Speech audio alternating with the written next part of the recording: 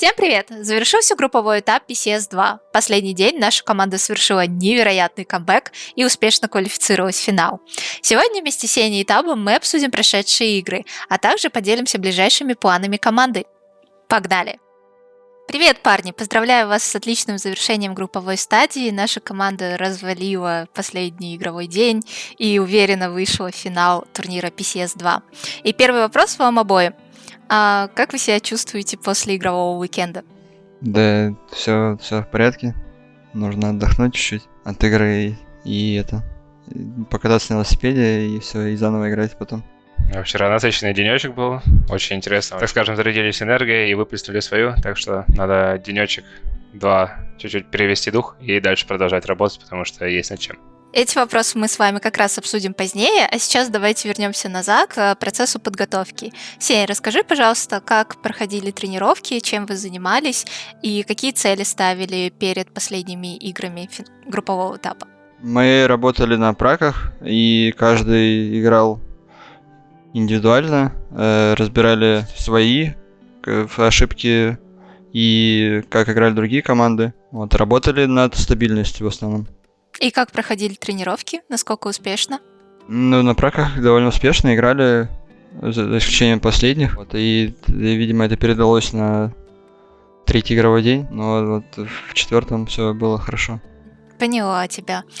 Таб, наступили игровые дни. В пятницу наша команда не играла, так как играли группы Б и С, а мы были в группе А. Чем вы занимались в этот день? Следили ли за играми соперников и подчеркнули ли что-то из их игр?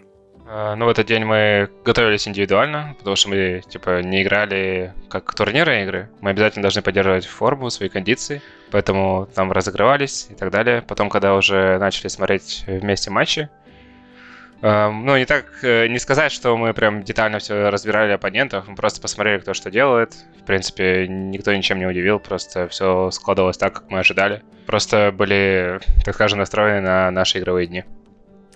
Хорошо.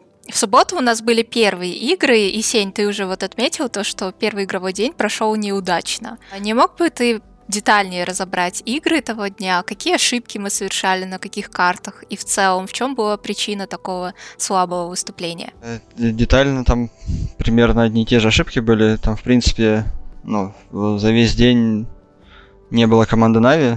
Были просто 4 человека, которые очень плохо разговаривали и не имели никакой инициативы во время игры, и все. Даже из этого мы там какие-то 20 поинтов еле-еле взяли. И поэтому там особо детально нечего разбирать. Там просто не было команды Нави, которая может быть. Так, а на твой взгляд, в чем причина и как вообще команда реагировала на неудачные катки? Какой был настрой? В целом, команда на неудачу, так скажем, в любом случае эмоционально отреагировала. То есть не было такого, что все там просели, немножко взгрустнули, но были готовы к следующему дню. Там еще был разговор потом, очень такой наставляющий. Хотел бы поблагодарить свою команду и тебя, Лера, за то, что, так скажем, провели эту интересную беседу. В общем, все молодцы и зарядились на хорошие игры. Так что я думаю, что будем в финале показывать тоже хорошую игру. Вам спасибо, вы очень хорошо провели тот разговор, на самом деле. Я была рада тому, как вы отреагировали и что вы говорили на том разговоре. Сень, а ты можешь раскрыть, собственно, как именно мы поработали над моралью между этими двумя игровыми днями и что, на твой взгляд, позволило команде перезагрузиться и хорошо отыграть последний день? Раскрыть не могу, но самое основное, я думаю, что просто для каждого нужно было понять внутри, в голове для себя, зачем мы вообще играем и что мы можем и как мы можем играть. Если каждый к этому придет, то, соответственно, вам будет результат четвертого дня. Да, это очень серьезный на самом деле вопрос, и все наши игроки очень мотивированы в данный момент, я могу сказать, но иногда бывают такие моменты, когда надо обсудить это еще раз, и это дает хорошие результаты. Собственно, про последний игровой день. Таб, можешь ли проанализировать игры и рассказать, что получилось, а что нет? В целом, там анализировать Ну, есть что посмотреть. То есть первая игра была довольно задорной, интересной. То есть она уже дала нам, так скажем, настрой на день. Потом вторая была весьма провальной. Там, так скажем, должно было принято быть очень сложное решение командное. И от его исполнения очень много зависело. У нас это не получилось. Сыграли, как сыграли. Неудовлетворительно. И потом уже началась, так скажем, третья карта. Наша первая победа. В ней мы забрали так, вроде 8 киллов. Не так много, но хоть что-то. Это, так скажем, победа забустила. Ну, к своим тиммейтам, но не получается. Он уже будет встречать оппонентов. Две команды пушат сейчас, по сути, адептов. Фура дает Фейзи, и Фейс Клан погибает. Фура с Фило разбирают игроков команды Фейс, ну и Нави пытаются адептов дострелять. Таб забирает Фуракса, до этого нокнув его Тондо также в ноке. 2 в 4 ситуация для адептов. Фило еще и захилиться нужно, ну и уже подходят игроки команды Нави. Все четко для Натус Винсера по позиционке, все отлично, тиммейта подняли. И потом уже была самая, наверное, интересная на второй день карта. Это Сосновка. Очень крутая карта. Я там тоже неплохо отыграл. В целом и все ребята были очень заряжены на, так скажем, очень крутые мувы. Потом у нас была, что еще было? Зона над хайвеем, слева от починок. В целом тоже хорошая зона, хорошая карта, хороший розыгрыш. Мне понравилось в плане того, что как мы коммуницировали, то, что делали с нашими оппонентами. Только я там индивидуально подкачал, когда, так скажем, сам себя передумал. И подпустил ликвидов слишком близко и перестал их ожидать. Ну и у Нави сейчас уже выглядит все очень даже неплохо. Но тут единственное, что Табу в спине. Два игрока, да. Ой-ой-ой, а как пропустили-то? Это Таб только нижних видит, верхних не видит, а тут Хорошо, он за по тачкой. своему пострелял. Ну тут флешка. Минус флешка. Получается, последняя игра, ну, она, наверное, самая такая в моем голове странная, что ли, потому что в целом весь день, типа, там в топе держались, как всегда, топ-команды FaZe Liquid, как в старые добрые времена. И мы постоянно встречались с ними на ласт-кругах. Но, собственно, последняя карта почему странная, на ней почему-то не чувствовалось такого давления, как на других турнирных играх. То есть, не знаю, как-то она по-другому ощущалась, как будто какие-то команды просто расслабились и, ну, перестали соревноваться, что ли. Джимс-то без касочки уже гуляет. Джимс у него еще и ног уже там 4-й будет или какой? Мне кажется, он моментально отправил. Стоп, а что за девайс там? Нет, ой. Мне сначала показалось, что Винчестер. Я чуть не испугался, думаю, это как вообще возможно? Откуда Винчестер у человека? Дедган. СЛРки у игроков команды Liquid либится до последнего. Либится, последний. Может, сковородочка? Да не старались Liquid, не старались. Ну, главное, что наша команда не расслабилась после побед, потому что это знаменитая практика, что когда ты выигрываешь, следующая игра обязательно топ-16 или топ-14, а наша команда смогла на протяжении последних 4 игр держать вот этот настрой. Сень, насколько мне известно, вы единственные игроки, профессиональные игроки PUBG, которые могут ответить на вопрос, как выиграть 4 катки подряд на турнире высокого уровня.